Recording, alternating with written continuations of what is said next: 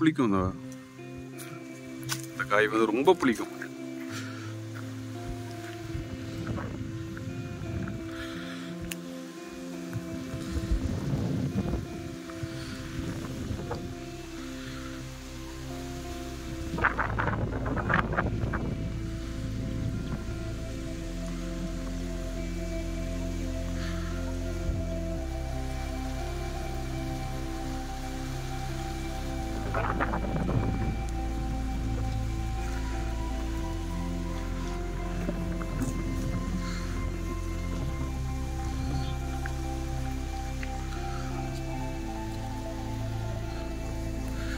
இது வந்து குண்டு மாங்காய் தான், ஆனால் இது வந்து வேற ரகம்.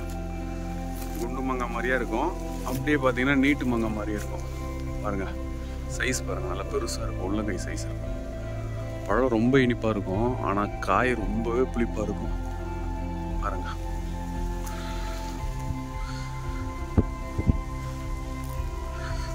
நல்லா மலங்காடுங்க, மலங்காட்டுக்கு நடுவில் மாந்தோப்பு. பாருங்க பாதுகாப்புக்கு ஒரு பாதுகாப்பு வேலி கூட இல்லை. ஆலரவு மற்ற பகுதியில் வீட்டு மனைப்பிரிவு மலை அடிவாரத்தில் சூப்பராக இருக்கும்.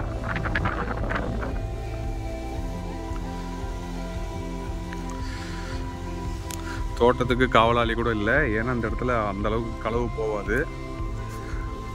முழுக்க முழுக்க விவசாய நிலம்தான்.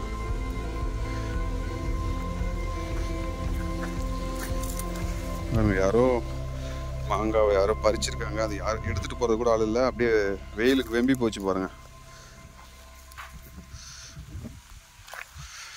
தோட்டம் பாருங்க, ஒரு புல் எதுவுமே இல்லாமல் எந்த அளவுக்கு நீட்டாக வச்சுருக்காங்கன்ட்டு.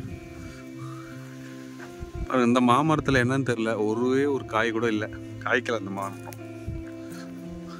ஒரு சில சமயம் இந்த மாதிரி ஆகும் போல இருக்கு. ஆனால் அந்த மாமரத்தில் ஒரு மஞ்சள் கலரு, ஒரு லைட்டாக ஆரஞ்சு கலரு ரெண்டும் சேர்ந்த மாதிரி ஒரு எறும்பு இருக்கும்.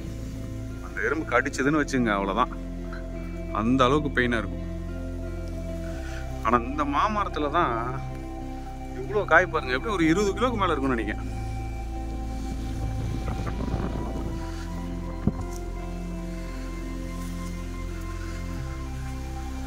பாருங்க எந்த அளவுக்கு ரொம்பவே குட்டி குட்டியாக இருக்கு. ஊறுகாய்க்கு இந்த மாங்காய் வந்து நல்லா இருக்கும். சூரிய பகவான் அப்படியே நம்மளை பார்க்குறாரு. நம்ம மாமரத்தை ஃபோக்கஸ் பண்ணுறோம், அவரு நம்மளை ஃபோக்கஸ் பண்ணுறாரு. பாருங்க கண்ணு அவிஞ்சு போயிருக்கும் அடிக்கிற வெயிலுக்கு. பாருங்க மாங்காய் பாருங்க. டவுனில் உள்ளவங்கலாம் நீங்களாம் பார்த்துருக்க மாட்டீங்க, கடையில் தான் பார்த்துருப்பீங்க. இந்த மாதிரி கலர் மாறி போயிருக்க தெரியுதா பார்த்தீங்களா? நல்லா இருக்குங்க. இது உடைச்சி உப்பு வச்சு சாப்பிட்டீங்கன்னா சும்மா எச்சு ஊற்றும் வாயில், ரொம்பவே நல்லா இருக்கும். நீங்கள்லாம் கடையில் தான் பார்த்துருப்பீங்க. இங்கே பாருங்கள், இதுதான் மாமரம், குண்டு மாம்பழம். பழுத்ததுன்னா இனிப்பு ரொம்ப சுவையாக இருக்குங்க. மிச்சம் இருக்கிற மரத்துங்களில் அந்தளவுக்கு காய் இல்லைங்க, நிறைய மரத்துங்களில் காயே இல்லை, ஒரு சில மரத்தில் தான் காய் இருக்குது. அடிக்கிற வெயிலுக்கு சரியாக பூ கூட நிறைய உழுந்துருச்சு. மரத்தில் அந்த பூ தாங்கினது தான் இப்போ காயாக காய்ச்சிருக்கு.